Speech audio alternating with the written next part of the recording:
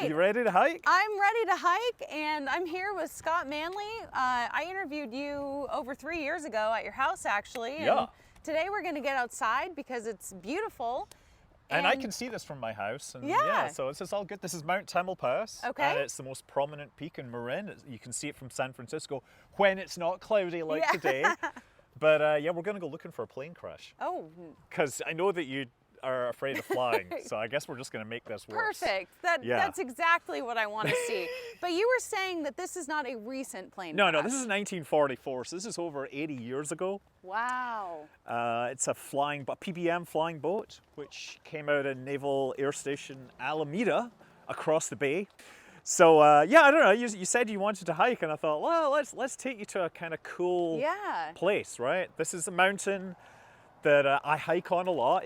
They call it a mountain. It is legally a mountain. It's 2,700 feet, which doesn't sound high for many parts of the US, but it does go from sea level up, and so Wow. it stands above all its neighbors. It's more than we have in Texas. Yeah, aren't there high mountains out in West Texas though, way right? west, way too far, almost New Mexico. Yeah, you got to for get me. out to the I Blue know. Origin launch site, right? Yeah, I would love to go there. Van Horn, have not been Yeah, there they yet. have mountains there. I'd love to go there too, because that's Have where you you get been? high. I know. So when on the flying back from Astro Awards, we literally flew right over the New Shepard launch site, Oh my gosh. and I was on the wrong side of the plane. Oh my gosh. It's like I saw the course. It's like, oh my God, we're passing exactly over it. Like, oh, man. And you still haven't been to Starbase. I haven't been to Starbase. I'm always like terribly busy. And so when I saw you at your house, you were not quite a pilot yet. Yes. You were talking about you wanted to, Yeah. because I interviewed you January 2022. Okay. So when did you first start taking lessons? March, I think, of that year. Oh, wow. So that was when I took my first flight, yeah. I just caught you right before you started this Yeah. whole journey of actually flying safe. I know, it's funny. Hopefully. Right, it was one of those things. I got the simulation hardware and I was like, why am I even doing this? I should Yeah. do it for real. Yeah. The problem then was I looked for all the schools around me, right? And basically after COVID, if you remember, all the pilots retired, right? Right, right. So they were looking for a lot of new pilots, which meant there was no place to train. Oh, wow. And so I ended up I found one place which was like, we'll train you, but we're a boutique school, so we only fly in the best planes. Oh, wow. And I was like, okay, well, I guess I'm gonna pony up some extra cash. I was going to say, that sounds expensive. It was, but Yeah. I got to fly really good planes, and I still love flying those good planes. Wow. And I feel like now a lot of your content has also been kind of aviation related. Right, Was that always that way? I mean, I was always interested in planes, and I did a few, I did stuff about, like, for example, the X-15 and the SR-71 and stuff. But, as I started to fly planes, I began to realize, all sorts of planes are interesting for Yeah. all sorts of reasons. Yeah, yeah. Well, So- unfortunately, we've had quite a terrible year in terms of, actually, it started really in December with the South Korea crash. Yep. As far as major crashes, I'm not sure it's that much worse than normal, but there's definitely, we've seen some high profile stuff, and yes, it's a statistical blip in the US. It's been a bad year because yes, the DC, yeah, the DC one, yeah. which was shortly after the South Korea one, Yeah, and it was then we late just had January. Air India. Yep, and now we've had Air India, which, boy, I don't know what's going on there. And if you remember, actually, just before the South Korea one, there was the Azerbaijan one. Yeah, right. And that was when I sort of began getting interested in modeling aircraft crashes, I guess. Yeah. So one of the things with that was that I could see it was flying in these what are called phugoid patterns, where you sort of go down, get faster, and as you go faster, it pitches up naturally. Okay. And as it pitches up, it slows down, and it starts to pitch down, right? Yeah. So they go like this. It's called a phugoid Almost oscillation. like a parabola. It is, yeah. And so, I correctly surmised that they didn't have any controls that were working, and were trying to steer it with the engines. Wow. And so, I wrote this software to just convert the Oh, really? trace Wow. and model the actual motion so we could look at it from different angles and I could figure out the control inputs. And yeah, sure, there was nothing in there resembling control inputs. And so here's the map. Tell us where we're going today. Okay, so where the hell are we? We're right here by the Oh yeah, we are here, right. Throckmorton Fire Station. Yeah, so we're going to follow the Hogback Fire Road through the Hukuuki Trail over to the Gravity Railroad, and then we're going to follow the Vic Hon Trail, and around here, this is what we're looking at. Great. And then if we really are adventurous, we can actually take the Tamalpa Trail, which is very steep. It goes straight up the side of the hill to the peak, the East Peak. And the West Peak, which is not marked on this because I don't think you can go to it. Yeah, West Peak off limits. That's where the primary or the radar station is that tracks a lot of the Bay Area and Pacific plane traffic. Oh.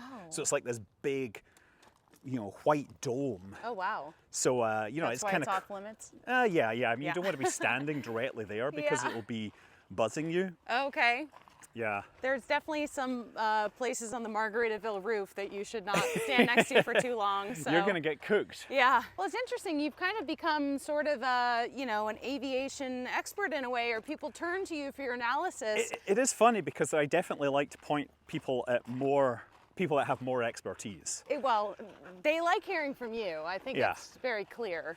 I have a few things where I think I can hold my own for sure. Yeah. And I then know who to listen to for anything else. Right, And, right. sometimes I get things right, but I don't want to be in the business of, there's so many channels now just doing plane crash content. And Yeah. I kind of oh man, I did one last year and I felt really bad. Oh, really? I saw the guy crash that you saw. yeah. I'm so sorry you had to see that. That That sounds really, really heavy. I didn't have a problem. I was the hardest part about that was his sister was right there, so Oh my gosh. and yeah, what do you do? And like I was asking you in the car, I think for anyone it'd be reasonable to maybe feel a little bit apprehensive, but you said that you went up with a flight instructor just to double check how you're feeling, and then you kind of were okay. Yeah, I mean, I was sort of, I knew that this could be bad. Yeah. I mean, I know that people have issues. And so I was like, okay, I'm possibly going to have issues. I feel fine. Yeah. Maybe I should be feeling worse. Maybe Right. maybe there's something wrong with Yeah. me. So I was like, I'd better go up with a flight instructor. And sure enough, I was like nailing those landings and Right. everything. Wasn't a big deal. I want to take a moment to thank the sponsor of this video, Delete Me. I've been working with Delete Me for over 1.5 years, and I highly encourage you to consider using their service to keep your information safe and off the internet.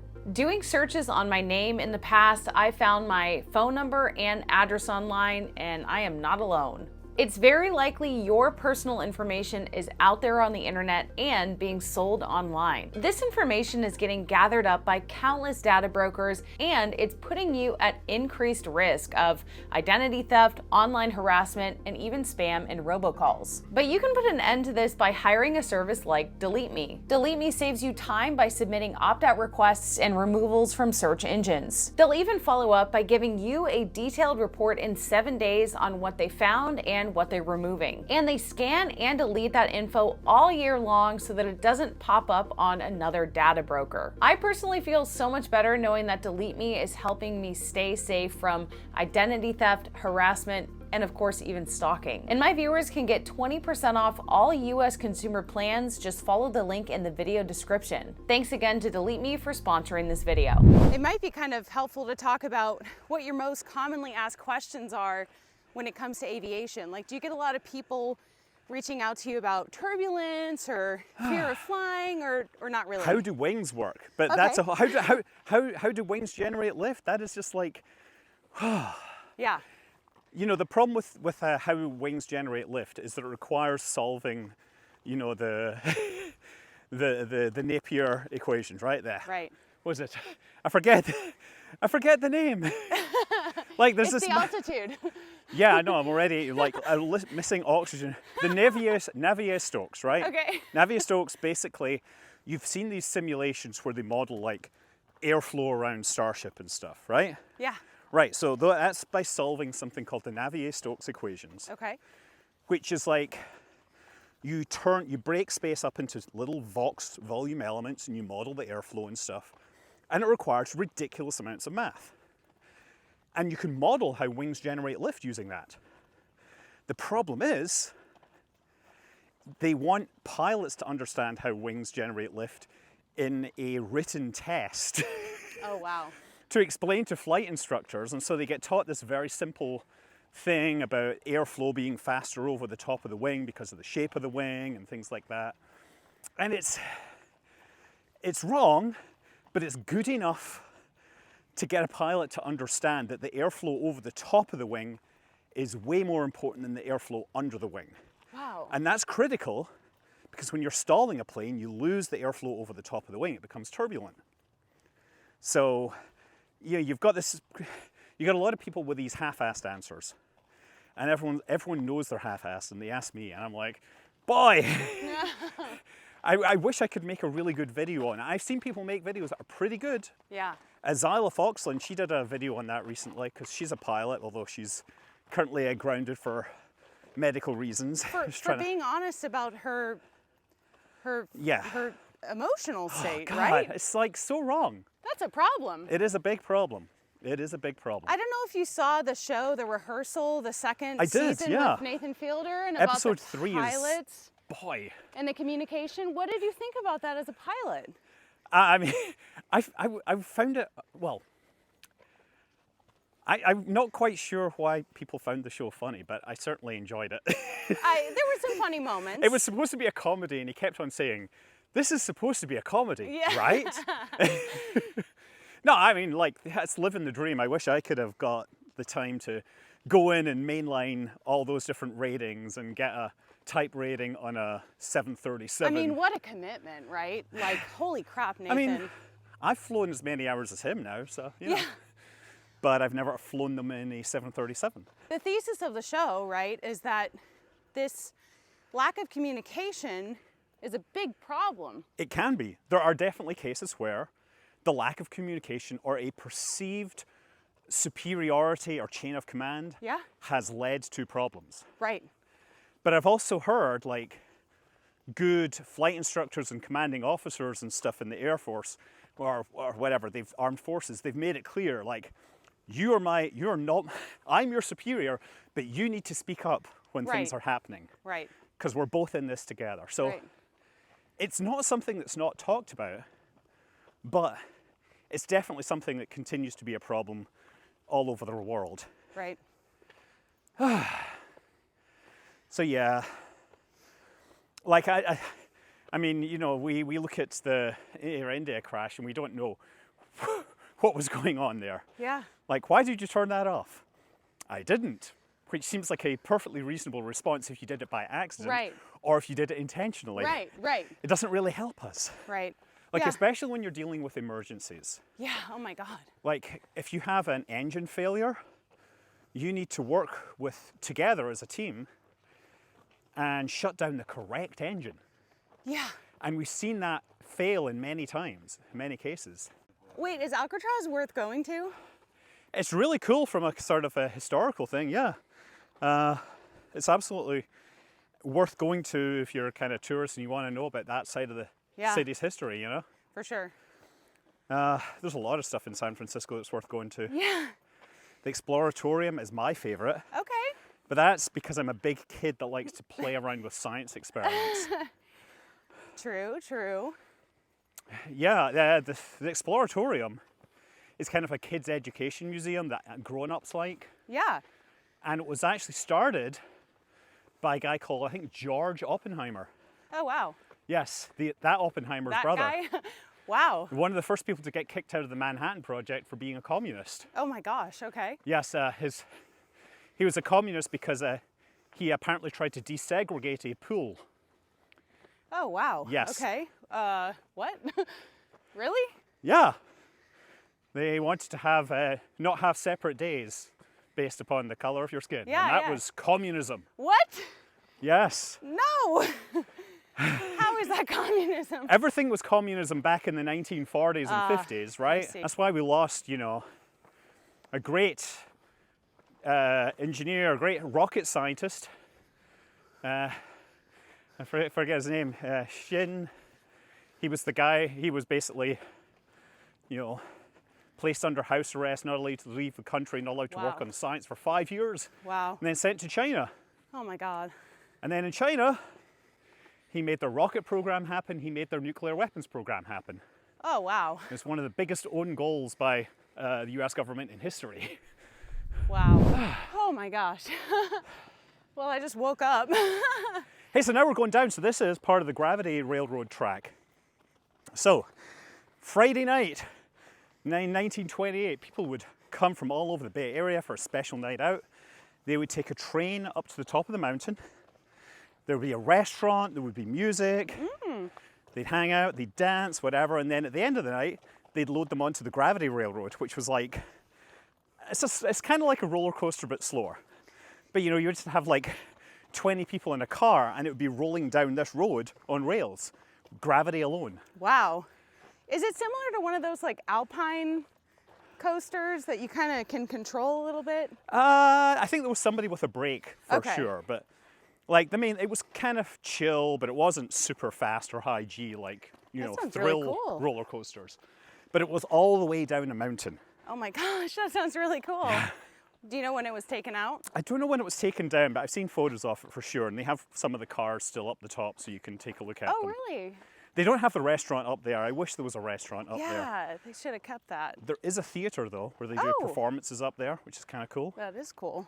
Yeah, I like the idea of like going up into the mountain and Yeah, you know, seeing cool stuff. yeah. But yeah, Mount Tam, it's mostly, a lot of it's owned by the water company, which sort of in the 70s got it into their idea, it got it into their heads that they really needed to conserve the space. And so it's almost like a park. I mean, it's pretty lovely. Yeah, it's pretty good. You know, another thing this area is famous for, mountain biking was pretty much invented, modernized here. Wow. All around Fairfax. Fairfax is more where the epicenter is, but as a result, a lot of the early mountain bike routes were around Mount Tam. Oh, wow. That's So awesome. there's a museum of mountain biking Oh, okay. down there, if that's your thing. Well, mountain biking is pretty terrifying if you've ever tried it. I have a mountain bike, and it is to me it's very scary. You just got to do it more, and then you become desensitized. Yeah. It's only scary because it's new. You know what I find scary? Talking to air traffic control. I saw that on your X account. Tell me Yeah. about that. I just get like, you know, my heart rate starts to go up. I get clammy hands as I'm waiting to make that first call. And I will concern myself with busy work, delaying the inevitable where I have to call in. And Why be do you like, not like it? I think it's because I don't know who's on the other end, and I feel that I'm imposing myself on them to ask them for some favor. And like, why should they do that? Okay, it's only their job, but you know, Yeah. if I wasn't here, I wouldn't be making them work. No. Do they give you attitude? If I mess things up, sometimes they can. Maybe not attitude, but they can take that tone of voice. It's like, no, I told you to do this. Oh, wow. Are you a student pilot? Oh. Didn't you also say it's kind of hard to understand them? It's definitely hard to understand because there's phraseology is an issue where there's certain phrases that are supposed to be said, and then just the quality of the radios are basically, you know, from the 1940s. They're AM radio that hasn't changed. In fact, some of the frequencies they used back in the 1940s are still used at some of the fields around here today. Oh, wow. So it's like, that's how long it's been running. And so the Yeah. quality is kind of terrible. Yeah. And if you talk over somebody, it becomes like this awful noise. Oh my gosh. Like it honks at you because you're on the same frequency. But yeah. Okay, we got a bunch of runners. Cool. We will stay on the walking path. But yeah, The so walking there's, side. like I was doing a training thing the other night, and I called in. I called in like, 804 Sierra Golf. This is on the simulator with real controllers. So 804 Sierra Golf, I want to pick up my clearance to, I can't remember, it's to Lompoc, right? And they were busy and they replied back with request on demand. I'd never heard that before. So it's like, okay, So do I have to ask again? Do I have to demand my request? And I'm sitting here and I can hear them talking to other things. So I'm like, okay, well, I'll go and Google this on the internet. Oh my God. And it actually tells you, it's like, no, it's not that you to ask them. It's they're saying they're looking for your request or they don't have time. Stand by. Okay. But that makes no sense. It does not. Request on demand. Why can't they just say, be with you in a minute? Or it should be like request in queue or something. Right, exactly. Something that signifies waiting. Yeah. Wow. So anyway, okay. like that's one of these things I had to cool. And then last night I did a live stream again doing the simulation thing. And I go into the whole thing about how I'm looking at my route and I'm using the old fashioned paper like chart supplement book, right? And I looked down and I found what I thought was my correct route from the tech route section, filled that in and I sent it off. And then when I go to get with the controller, they're like, yeah, that's the wrong route. You need to, here's the full route. And I'm like, oh. So I was like, oh wait, I looked more closely at the section and it turns out that for the runway I was flying off, it was only runway 11 was that route. If it was runway 2, the other direction, Oh, wow. that was a different route. Yeah. So there's all these things you just keep on finding. Oh, then as I'm flying off, she gives me a vector and then says, you know, something about one of the waypoints, and I didn't quite catch it.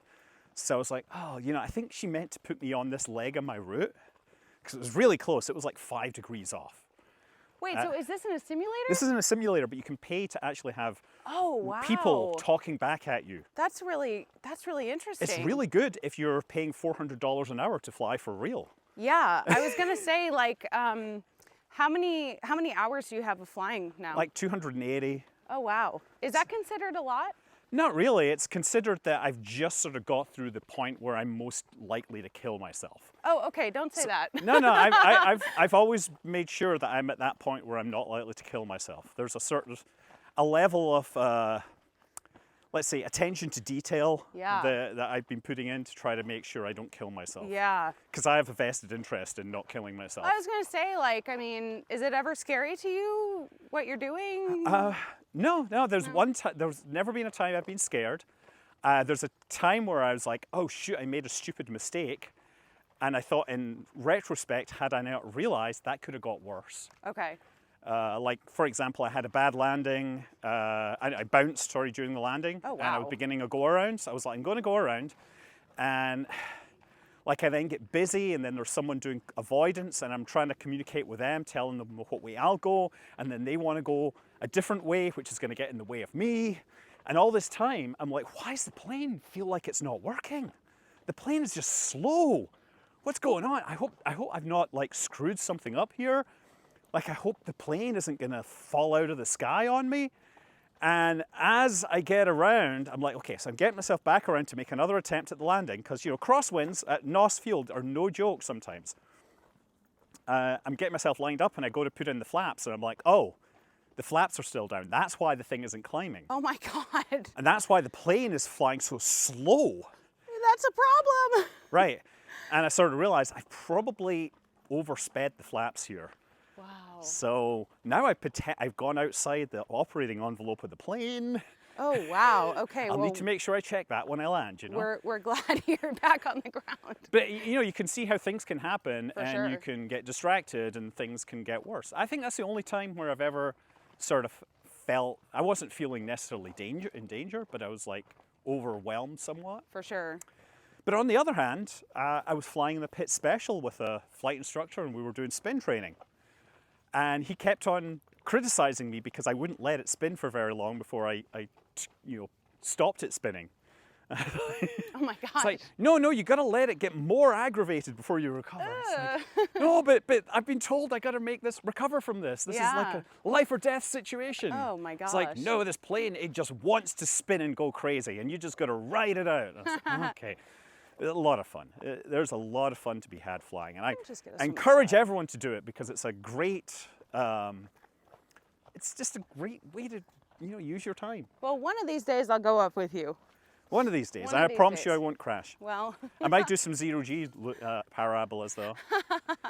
I can only do like 3 seconds or so before the engine will complain. Oh my I mean, it gosh. says 5 seconds, but I'm going to say 3. You know, add some conservatism in there.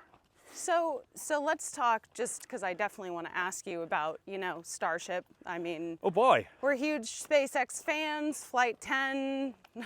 I don't know. Flight 10. Allegedly, it's going to be in August. We'll see about that if they can actually do the static fire on the launch pad.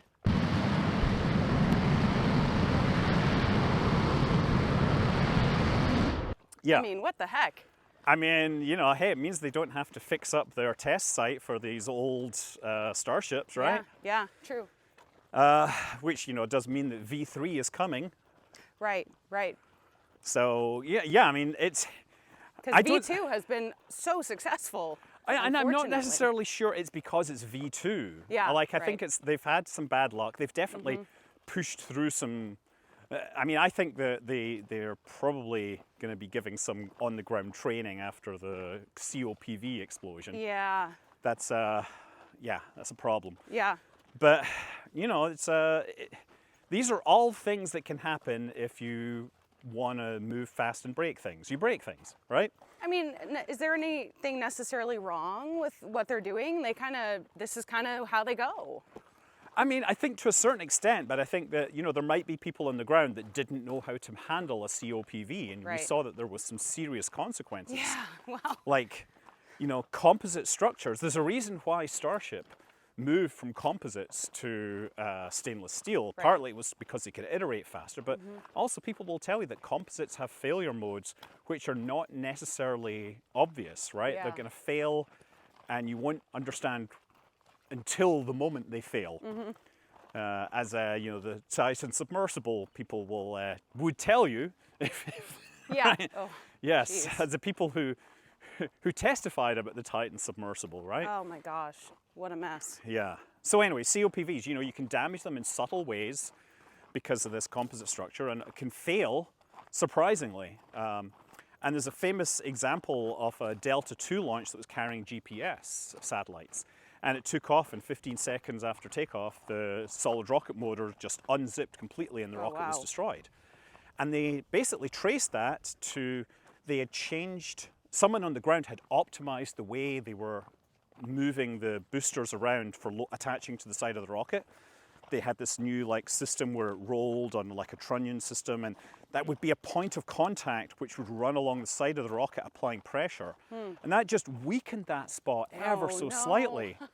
And it wouldn't have mattered if it was a steel casing, but it Right. mattered because it was a composite casing. Interesting. So, you know, people that think they're just making things easier and maybe don't understand the situation, it can just fail again in catastrophic ways.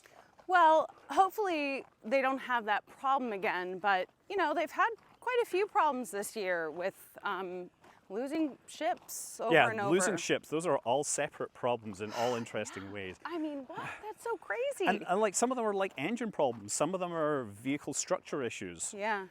plumbing issues, potential harmonic issues Right. with the plumbing. Right. There's so many things in a machine that's got that many moving parts, and it's if you can afford to keep paying for it, it's fine. Yeah, But right. if this was a NASA program, you Sure. could tell by now the people would be shutting things down because you can't fail that much with But public money. With NASA, wouldn't it be like so much more expensive and so much slower at it the would same be time? expensive and slower because they would have done a lot of these Yeah. tests I see. before, Yeah. right? So again, this is a part of the whole trail. The railroad would follow down the hill, but we're Wow. going to climb up the hill now because it's in this section of the hill where the plane crashed, 1944. Wow. So as I said, it was a U.S. Navy flying boat that was on its way to Hawaii. Oh. Big plane, had 8 people on board, and it took off from Alameda, and as far as we can tell, it had engine trouble. And as they were trying to return, they got told that they were busy back there and they needed to get some room. So the pilot turned to the north, and in the fog, Oh. you know, bad visibility, Yeah. didn't see the mountain until it was right on top of them. They clipped a telephone pole on the way in and then piled into the side of the hill, and my there was a big gosh. flash, and you know, no one made it out of that. Oh. How long was the actual flight? Just It would have been like minutes. They Yeah, took off right. from Couldn't have Alameda, been which that- is just over there. Couldn't have been that long. Wow. Yeah. They were like, oh, we're all off to Hawaii. Oh. You know, gonna do some surfing. Yeah. Wow, I didn't know about this. There's a lot of plane crashes that happened like that in the 1940s. You know, Sure. they were fighting a war. Sure. People were going in with not much training. And the planes were very complicated. Do you think that you'd have trouble flying one today? Oh yeah, I mean, I'd need to get some training and stuff. Yeah. Like, I flew an E-175 simulator, which is like a, you know, an airliner, small one. Uh-huh. And like my real test, you know, threw me into the fire was as I was taking off, as they were rotating, he killed one of the engines. Oh, wow. So it's like, okay. I felt like the plane turn, it was a simulator. Yeah. And so I'm putting in like rudder. And what do you do when the engine fails on takeoff? You continue takeoff. Oh my gosh, So you really? gotta fly it with huge asymmetrical thrust. Oh God. And that means your like rudder is all the way in. And now I could just ask, like, I need to come around, I need to get back on the ground. And you know, like they simulated sequencing me, and all this time, my left foot is just getting tired. It's just like holding this pedal all the way down. Wow. But yeah, you know, I took it around and I landed it. I was like, okay, Good job. good to know. Yeah. Didn't kill y'all. So, yeah, you know, pilots that train for the big iron, they do a lot of simulation. Yeah. So they see all these situations beforehand. The same is true with spaceflight as well, right? Oh, yeah. They did a lot of simulation for Space Shuttle Sure. and Apollo and everything. So I think we're almost there. And so what is this called? Is there a name for the crash site? That's a good question. No, I don't think it has any specific name, but it is marked. Like How do you find out about it? it's on like Atlas Obscura, and there's a bunch of local Oh, stories yeah. about it. But there are, like, because the Bay Area was sort of a hugely important military base in World War II, Yeah. there's a lot of plane crashes. Marin has like 60 different plane crashes. Oh my gosh. There's multiple plane crashes on Mount Tam, but this is the biggest one. Okay. Oh, that's very sad. Clint Eastwood was in a plane that crashed off the coast. Really? He swam to shore, yeah, over at Point Reyes. What? He was hitching a ride from like Portland or something, and Oh my gosh. coming down the coast, Jeez. and they get lost, ran out of fuel, ditched in the water, and he Wow. swam to shore. That reminds me of like Travis Barker surviving that plane crash and not getting on a plane for so long. Yeah. Poor guy. I can't imagine how much courage that must have taken. Yeah, you know what? I think the longer you wait, that's the other thing. When I saw that plane crash, I was very acutely aware the longer I didn't fly, the more Right. it was going to turn into this unassailable thing. Right, right. For sure. So I was like, I've got to get out next week. yeah, Like, got to get right back in the saddle, right back on the horse. it's great. It And I was, say that falling off a lot of horses. yeah, I don't trust horses. They have too much, they have a mind of their own. They can. Okay. So this is obviously dry right now, but in the winter, you know, this actually gets a fair amount of precipitation even in the summer. Oh wow. You see all the clouds. But yeah, somewhere down here, we're looking for a trail that gets off to the right, and then it'll Okay. go down. So the story is that like people heard the crash, they saw the crash, and they called in. They said, "Look, there's been a plane crash. It's been really bad." And the people answering the phone, they were like, "Oh yeah, we heard. Is it maybe this one? We heard that there was a plane that dropped a fuel tank on the mountain. That's all it is." You know, and the people were like, "I think this is bigger than a fuel tank." Oh my gosh. And it wasn't until next day that they went up, Really? and you know, it was school kids that went up. Oh wow. And maybe this is not the way, but we'll try. It feels like it's a trail. You want to double check? No, let's just keep going. If it's the wrong one, you've got it on video. You'll be able to be like, "Huh, Scott, he doesn't know what he's doing. Huh, he told me he knew all about this mountain." Yeah, I think we'll I think we'll be fine. If not, we'll go up and we'll try the next one. I think we should have found it by now. Yeah. So. Going to find a plane crash site and we are a little lost. Well, we're not lost. We're not lost, we just aren't finding the place we're looking for. Yes. And you were saying that it was originally buried.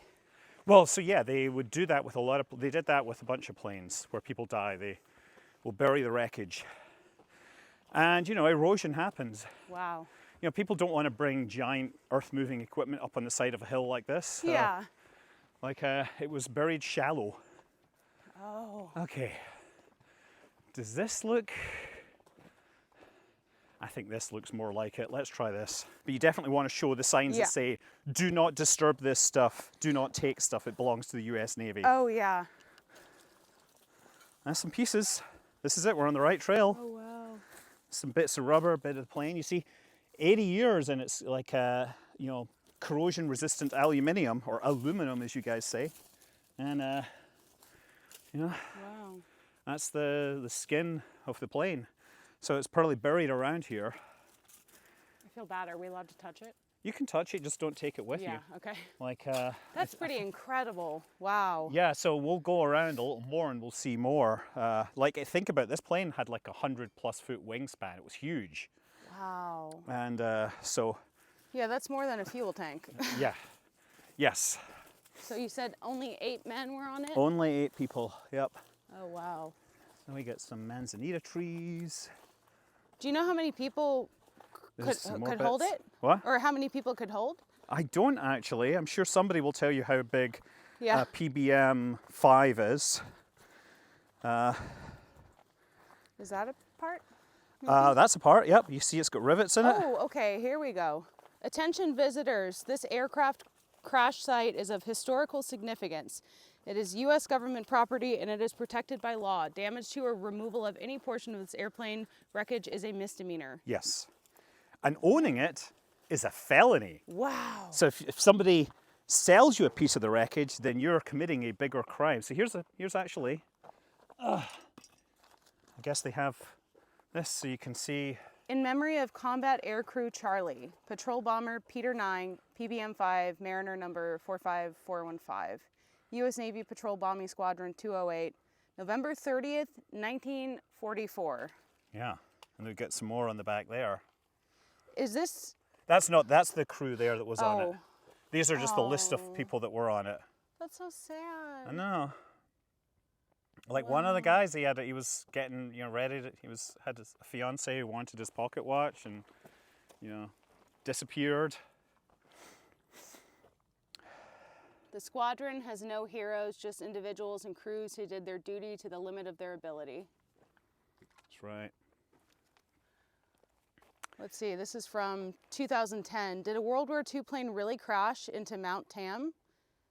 Hikers exploring Mount, how do you say it? Mount Tamalpais, or Mount Tam. Tamalpais. Everyone just says Mount Tam. Okay, Mount Tam may not think much of the piles of metal and scraps of leather lying about its southern face, but those piles were the result of a tragic plane crash that claimed 8 lives in 1944, and those scraps are all that's left of an old boot once worn by a soldier more than 65 years ago. Yep. Yeah. So this flag, by the way, they have these flags around in a couple of places. That's where they found a body, just so you know. Yeah. Oh. So does this kind of... Yeah, we can go down. Oh, wow. There's more. You know, we can just... Is there like a big body somewhere, or is this kind of... It was, I mean, think about it. Planes kind of tend to break up when they hit at speed. So this is like It's the all debris. kind of like this? They didn't break it up or anything. This was just the impact that did it. Oh my And you see like this gosh. structure is like embedded in the ground. So this is like, there's much more structure underneath the ground here. Wow. Oh my gosh. That's insane. But yeah, I think actually over here, hold on. There's some parts you can identify. Like this is a portion of a wing with like flap actuators and stuff in it, I think. Or it might be a horizontal stabilizer, but you can see, you know, sections. This is obviously a manifold from an exhaust system here. Yeah, I don't know. Like, I mean, you can tell this is aviation. The reason you know that this isn't something else is because the safety wiring is very aviation oriented. I've never seen a plane crash site. Yeah, an 80-year-old plane crash. Yeah. So yeah, we've got another flag there.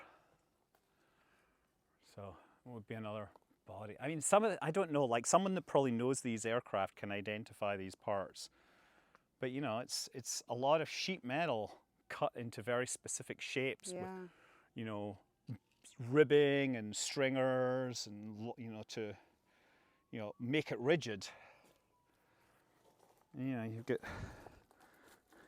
that could well, I don't know what that fabric is, but it could well be asbestos. So, Yeah. given the era. Wow. I like the plane crash sites I find fascinating because you can go in and try to understand what went wrong. What do you think went? I think, you know, they had an engine shroud problem and he knew he had to turn back, and he turned and really wasn't keeping track of where they were, and they weren't able to see because of the clouds and the fog. Right, right. And so there's like a whole thing about navigating and aviating and, you know, don't make a situation worse. And when you're busy, that's when you forget what's going on. You forget where you are. Well, and as you were saying with your own story, things just started to escalate Right. quickly when you're overwhelmed, right? Yes. And, you know, he wanted to turn back right away, but he got told he couldn't. You know, there was other people in the process, so he took a delaying vector. He just made it on his own. He guessed where he should be. I'm guessing he didn't necessarily know. Like he probably came out. The pilot probably came from another part of the country and didn't have the sort of local awareness. It's like north of the Golden Gate Bridge, there's a 2,700-foot mountain. Probably don't want to turn that way. But this one isn't even that high up. I don't know if we can figure out what altitude we're at actually by looking at the compass. 1,400 feet, so we're just a bit more than halfway up the mountain. Oh wow. So we could go higher up the mountain if you feel like you've got the do energy. it. Okay. Let's do it. It's going to be hard, but exercise, right? I love it. When do you think Flight 10 will be? I mean, it's obvious. It's in the coming months, but Yeah. it's not 3 weeks. You know, multiply everything by 2 to 3 and you get roughly there. But, Yeah. you know, these timelines are always made with like, if everything's perfect, this is how long it'll take. Yeah. Well, when I interviewed you in 2022, Yeah. when I was still pretty new on my channel, I asked you about, you know, the feasibility of catching a booster with chopsticks, and we both kind of laughed, like, is this, you know, this seems crazy, and then they've done it, and so, you know, they're certainly making progress. They've done it 3 times now, but they just need to get that darn ship to work, and then they have to catch that. And then they have to catch that, right? But you know, they've made the V1 ship work, Right. which I was not even sure. Like back then, we kind of knew that the belly flop would work at that point. Yeah. The question was then, how would the heat shield work? Yeah, right. And the heat shield, well, we've seen those leaked photos from the inside of the ship that landed. Yeah, It's still a work in progress. Sure, and they unfortunately haven't been able to test, you know, these new experiments because that freaking ship just keeps getting lost. Yeah, like engine exploded, and then Yeah. another engine exploded, lost its nozzle. The entire engine blew out. That's what happened. The second one, and then they lost attitude control because of like, I don't know, blocked thruster ports with water or something. I think is what really I heard. thought Flight 9 was gonna make it. I actually really did. It got so much further, right? Yeah, but it's just put us back to where they were on like Flight 4. Yeah, right. What do you think about all the people criticizing like the Starship program right now? You know, they're like, a lot of this criticism is being cast as if it were a government entity getting taxpayer money to do all this. And it's a private individual. Yeah. They can do whatever they like, really. Yeah. And if they choose to test that way and they feel it's the best way, more power to them, right? Well, and you have to look at the other half of, you know, what they're doing with Falcon 9 and Dragon, and they're massively successful. So Yeah. And it wasn't successful right away. You know, no. They took a while to solve the landing problem. And even after that, they still had some stuff, you know, with like the Amos 6 that was sort of unexpected, and things that happen. was an entirely new mode of failure no one had ever heard of. Things happen, and Because they were pushing, they were like, well, we can optimize our helium storage if we chill the tanks by sticking them inside the liquid oxygen tank, right? yeah, And of course, people are like, oh, I don't know about that, putting composites in liquid oxygen, that's a really bad idea. And of course, all those people when Amos 6 happened, they were like, see, I told you. Yeah. It's a really bad idea, but you know what? We've flown hundreds of flights since then Right. with the tanks in the oxygen, with the COPVs in the oxygen tank. Yep. It's been fine. It was a problem that got solved. You just had to push past it. Yeah. Densified propellant, that was another gamble, Yep. which Right. Experts said it's not worth the trouble. You know what?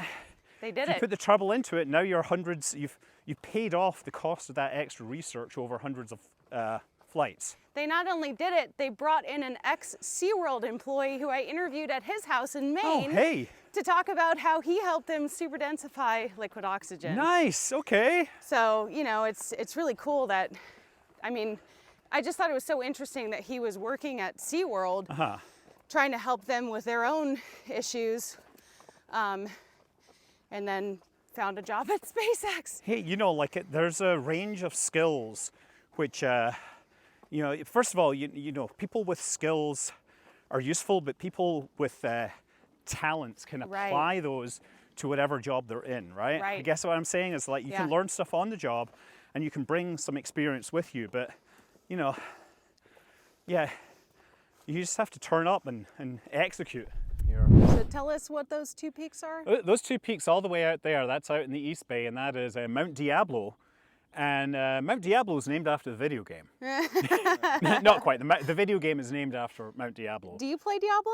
I played Diablo 1 and 2 and 3, but I haven't got the time for 4. Okay.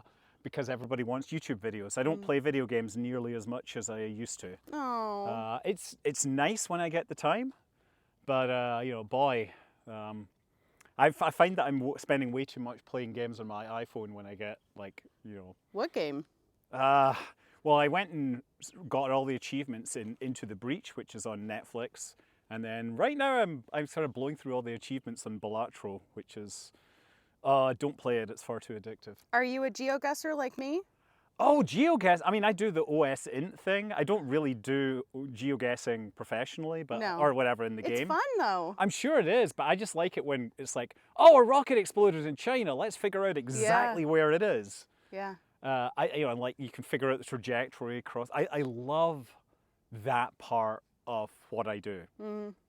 But you know, I don't play GeoGuessr. But it's also nice to see stuff from the air and try to figure out what it looks like on the ground. Right. But yeah, I'm not sure what else we can see. Yeah, there's just a lot of clouds.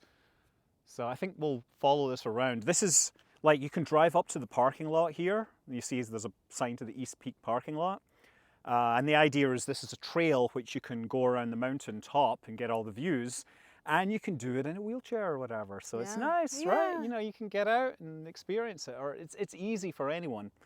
And then there's a really hard trail that goes to the very top to the lookout. What's your favorite part about being a YouTuber? Honestly, my favorite part about being a YouTuber was being at Open Source and having so many people tell me that they were professionally working in the space industry or they were studying engineering or something because they watched me playing Kerbal Space Program or something. Wow. It's like I'm this person that, sure, I write code, I have a degree in physics and stuff, but I'm not an engineer. Yeah. I'm just figuring this out as I go along, and the fact that I've inspired people to actually do this, that's awesome. There's Yeah, so much it's crazy. Right, I talk about it, they do it, and that is so powerful.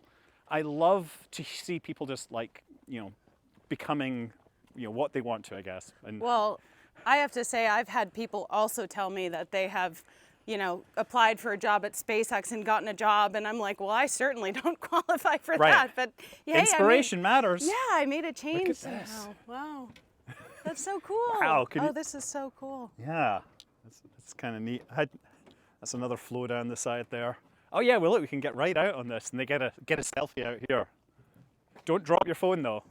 Where have you? I guess you haven't seen Starbase. I haven't seen Starbase because it would require a very specific trip, Yep. and it's always like, honestly, I'm very bad at planning to do things. When somebody invites me to do something, I'm like, okay, well, I guess I got to do it. Okay, so But- we got to get SpaceX to invite you. If SpaceX invited me, it would actually happen. But I will Okay. never get around to asking on my own because I've got like 3 million other things that I have to do now, including finishing up my instrument rating, right? Well, you know, just the nature of saying that, SpaceX is now going to reach out to Oh dear. I don't mean to bag. you. Yeah. Right. Yeah. Yeah, you know, it's fun, like the whole DJing thing. Like I stopped, really doing that like 10 years ago, and then Tim invited me and Yeah. he said, "You can come out and DJ," and I was like, "That's silly." And I told my wife, and she was like, "Go and do that." Do it. She insisted, and I was like, "Okay, I guess I'm doing it." And what do you know? This year, we rocked the party. Yeah. Like, it's funny. That was another thing at Open Source. People were coming up and they were saying, "You were so good at Astro Wars." I was like, "Oh man, I love that." Yeah. I do actually enjoy playing records. Yeah. No, I mean, that's awesome. Cool. And what a great wife. I know, she is amazing. And you know how I said it's very hard to make phone calls? Yeah. She was the one that called me, so that's how that worked out, right? Sometimes you got to reach out. Yeah. Sometimes that person isn't ignoring you; they're just afraid. Yes. Right. Right. So, yeah, I'm very grateful to her for that. That's the one that goes. There's the top there, of the mountain. Oh, wow. There's a little ranger station up there, looking for fires. Yeah, it says 0.3 mile. It's a rough trail. You want to do it? Down there, you can see some of the lakes there. The nearest one, I think, is I think it's Lake Lacanitas, and then next one down is Lake Bontempe. Wait, that's not the Loch Ness Monster. No, right? no. Oh, where is that? But this is just our water. So that's off in Scotland. there is an Inverness near here. There's an Inverness in California near Point Reyes. Okay, so since I don't know anything about the Loch Ness Monster, what is the lore? It's like a strange sighting of something in a lake, the Loch Ness. Okay. And, it's like UFO sightings. Yeah, right. So people came up with all sorts of stories, and nobody's ever found anything because, it's just some bad blurry pictures. But it's a myth, and people love their myths. They love Bigfoot. They Yeah. love all that stuff. Yeah. So, we like to play on it. Here we are. Here's the top of Mount Tam, or actually the top of the east peak of Mount Tam. The west peak is slightly higher. That wasn't nearly as bad as I thought it would be. Yeah. Anyway. There, only 2,500 feet. Again, barely a mountain in some parts. But you get views in every direction, and there's the radar station there.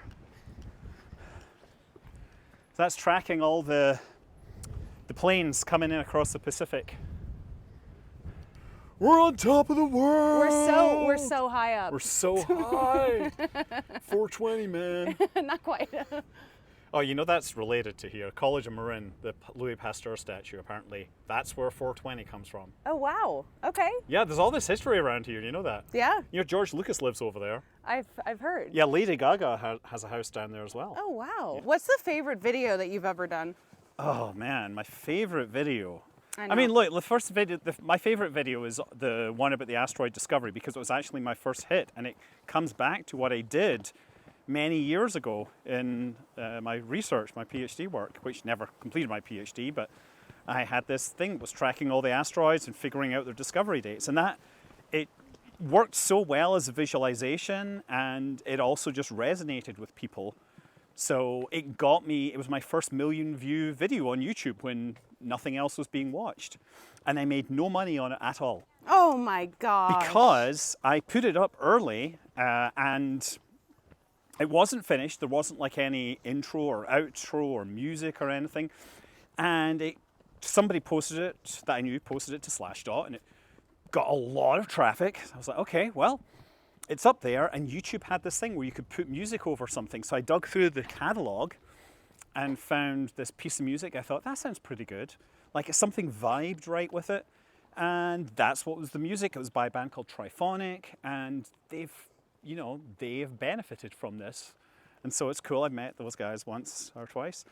So they're local as well. So, but the funny thing is, it took me a while to realize why that track vibed so well. It was a sort of low tempo thing. It was actually about 60 beats per minute, or 120 if you double up, right? But if you look at the pattern. What this is showing is the discovery rate of asteroids over time. And so if you look carefully, it kind of pulses on and off. And I thought that was an artifact of my math early on, but I eventually figured out that it was because when you have a full moon, it's harder to discover asteroids, right? So your discovery rates are lower. And when it's a new moon, the moon isn't there, so the skies are darker, so you can discover more asteroids. So there's this implicit pulsing in the discovery rate once a month. Oh my gosh. 12 months in a year. I had it running basically 1 month per second. So it was like 60 beats per minute. Wow. Bang, bang. And so it was pulsing exactly at the same tempo as the music that I picked. Oh my gosh. And it was this natural phenomena, and it was just like sort of my like DJ vibes, I guess, that Oh my gosh. meant that I was able to find that one tune so fit. cool. Yeah, so I've made a few more versions of that, but that's one of my favorites. Well, let me see. What video do you think has the most impact that you've ever made? Ooh, probably like some of my tutorials on Kerbal Space Program. Yeah. Because that actually taught people how to do something useful. For sure. But yeah, I think that's probably the ones that have had long-term impact, because many of those people are off doing science, engineering, that kind of thing.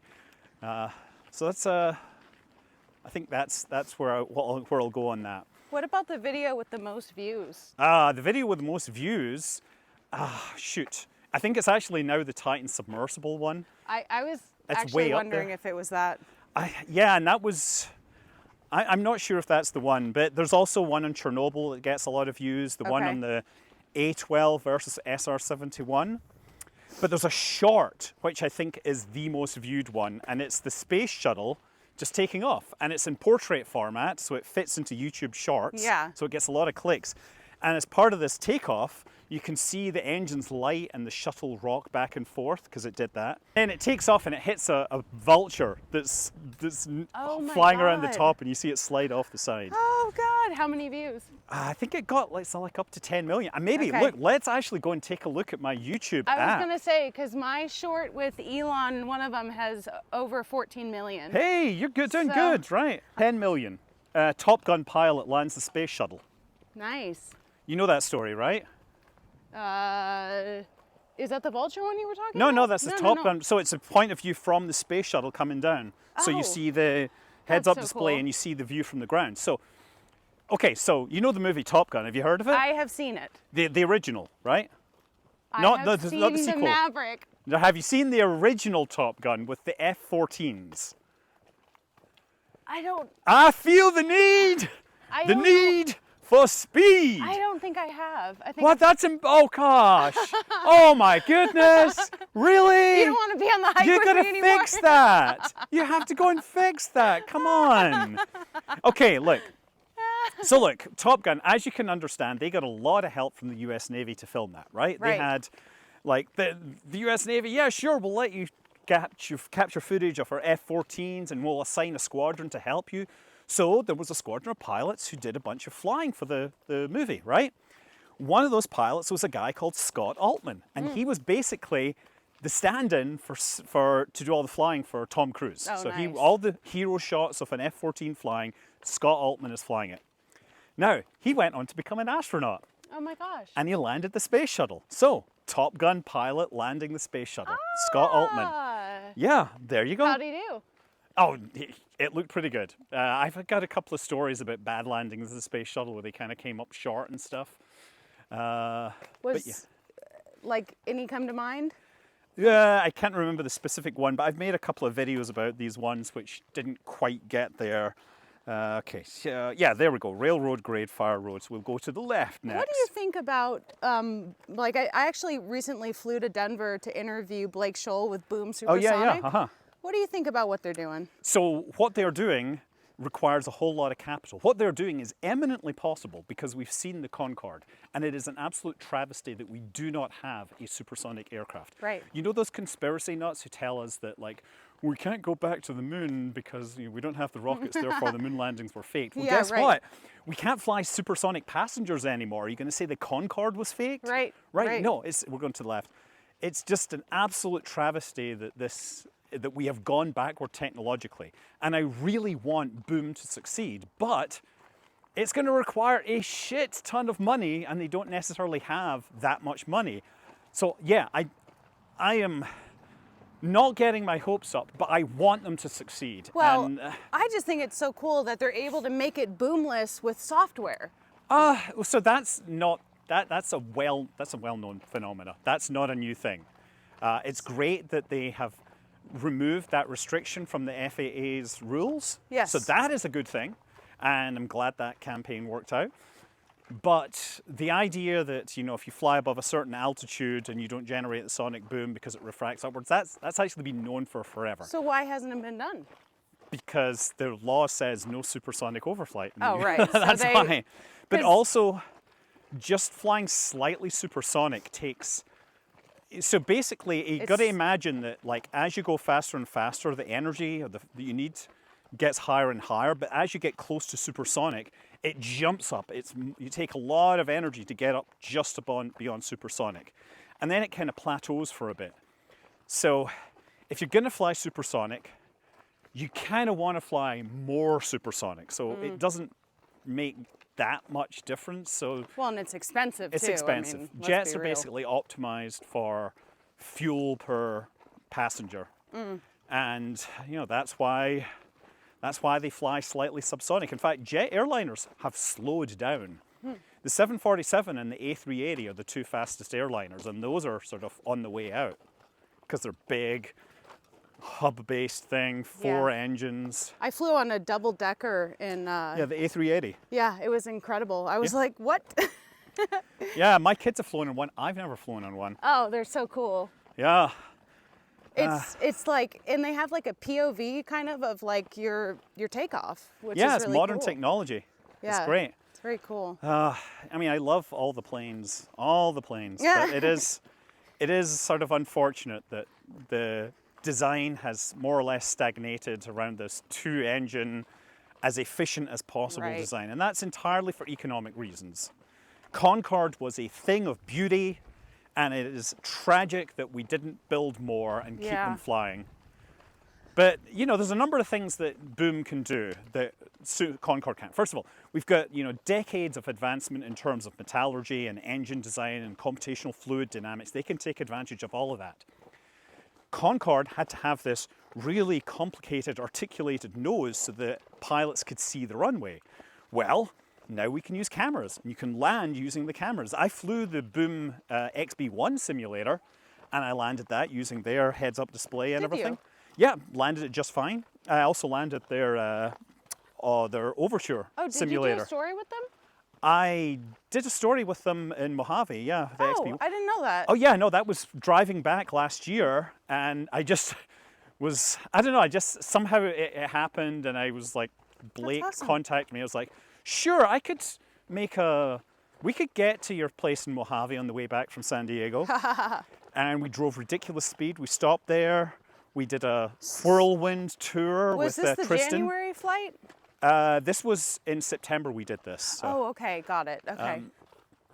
And then they invited me to all the other flights, but Yeah. it's hard for yeah, me to for get sure. anywhere. Yeah, they invited me to, and I didn't go. The January kinda flight, wish though, I I did did. get in, I think, to fly there. They brought their simulator to Y Combinator in San Francisco on their second supersonic flight, and I got to fly the simulator there. But they had the XB1 simulator and the XB1 down in Mojave, and I got to look at that and talk with Tristan, and learned a lot about their design there, which, you know, it's a cool little test bed for them to learn how to build supersonic planes and stuff, but Right. it's like it's like your homework, I guess, to prove to the investors that they're serious about building fast planes. I really want them to succeed. Again, it should be a thing. What do you think you're more passionate about, space or aviation?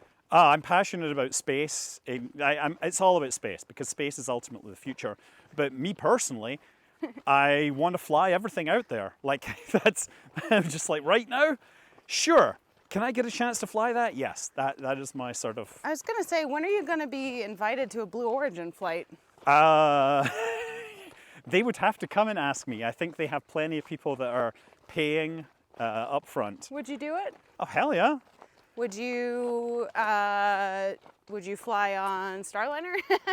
Yeah, actually, I would fly on Starliner. Really? Like, I think they've solved. I mean, I think, look, at this point, they had a bunch of problems. They've solved a bunch of. They will have solved a lot of problems. Sure. So that, you know, I think that the chances get better every time. When do you think you and I would be able to take a trip on Starship? As soon as we. Starship. I don't know about that. Starship. Yeah, well, that would require Starship to be flying, and that's a ways. Yeah, it's unfortunate. No, I mean it's they're going to need to build up a lot of flight experience to show that it's reliable. Yeah, for sure. I mean, yeah, like we're just baby steps, you know? I mean, there's so many more milestones they need to hit, even just to, you know, do HLS and... Right. I mean, I am comforted by the fact that they've pretty much got to the point where they're reliably making every landing. Right, which is incredible. I feel like that gets kind of overshadowed and maybe unfortunately not celebrated enough because of all these headlines of, oh, it's exploding again. Elon's rocket can't. Right, but I mean, the fact is that if they get to atmosphere interface and they're stable, they're not spinning, they've been able to get down and land those successfully, safely every time. And that's a really good sign. Yeah, it's actually incredible. Like, talk about how hard That's completely untested. So that's a whole region where nobody had any experience. You know, booster landings, we knew that booster landings had been sorted. They'd landed hundreds of them. Catching them, because of SpaceX. yeah, that's a little harder, but yeah. But it's like they also set the precedent for the booster landing, Yeah, right? So it's like, you know, people are so harsh on them, but they're the ones sort of shaking up and changing the industry. yeah. And, you know, paving a path for reusability. And now you have other companies like Blue Origin also reusing boosters, Yeah. which is pretty incredible. Yeah. I mean, technically, Blue Origin reused a booster that went to space first, Okay. because New Shepard. Yeah, right. They Right. tweeted out, "Welcome to the club, Elon." Oh, God. I mean, well, Yeah. what do you think about New Glenn? I think New Glenn is going to get enhanced a bit more before, I mean, it's going to be carrying Escapade, which, well, that won't affect its thrust to weight ratio too much. That'll be the next flight, and hopefully they nail that, because it would suck if those satellites or those probes didn't make it to Mars. Right. But, you know, I'm glad they successfully launched their stuff on their first flight. Unfortunate that they didn't recover the booster, Right. and then there's problems with their second stage. But, you know, the fact that they achieved orbit on their first flight is rare, extraordinarily rare. Oh, yeah, for sure. I mean, Like SpaceX didn't do Starship it. still hasn't gone orbital. Yeah, you know what? It could have gone orbital, right? We know it could have gone orbital, and it has the Delta V, right? And I'm going to say that on some of these flights, they had energies which is equivalent to orbital. So I'm okay with saying that they are practically, in every sense of the word, they could have been. It's not a question. They could have Right. been orbital. And that's not the main problem that they're having. It's not the main problem. No. So who have we not talked about that you think is really exciting in you know, the world of space? Have we talked about relativity? Because they've been posting a lot recently. No, I did do a tour in 2023. That was back when they were 3D printing everything, right? Yeah, they had just kind of transitioned, but you know, not a lot of people kind of watched that video. So maybe you can talk about why we. Well, I think it's care. interesting because Eric Schmidt came in with a bunch of money. He's a guy that was he was the first CEO of Google, right? Oh, okay. And he pretty much said, like, in public, it's like, oh yeah, I think space data centers are going to be a thing, and we want to be in the market for launching them. And you know, I was skeptical of space data centers until I actually sat down and did the math. And there's this whole region where it starts to make a lot of sense if the launch costs get low enough. Now, I'm not sure relativity can reach those costs, but maybe. So, yeah, relativity. I like Firefly. I love Firefly's style, their energy. They're just, I don't know. maybe it's just because I got to hang out with them for a day and they saved me, but Yeah. I think the footage that they got from their lunar lander Oh, was it's crazy. first rate. It's just so cool that they were able to do know. that. Yeah. I mean, when you compare like Intuitive Machines and Astrobotic have both come up blank. They've both Yeah. failed in different ways. So sad to see that. And Hakuto, I was going to iSpace. say Hakuto as well. Yeah. So, the moon is hard. Yeah.